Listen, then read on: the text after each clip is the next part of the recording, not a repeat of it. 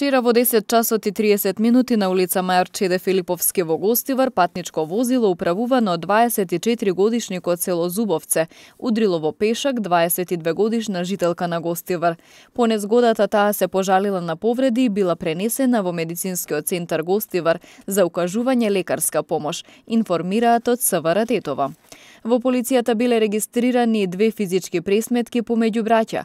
Вчера во 16 часот и 30 минути во полициското оделение Ростуше 54 годишник од село Присојница пријавил дека претходно пред куќата каде што живее со неговиот брат поради нарушени семејни односи и несогласувања бил нарушен јавниот ред и мир со меѓусебна физичка пресметка на која што претходела вербална расправија.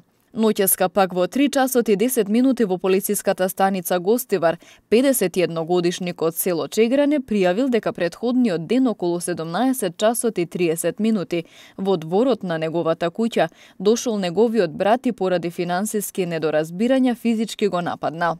Во двата случаи се преземаат мерки за расчистување, пошто ќе следат и соодветни поднесоци. И во текот на изминатото деноноќие за неносење заштитна маска биле казнети вкупно 35 лица, 24 во Тетово и 11 во Гостивар.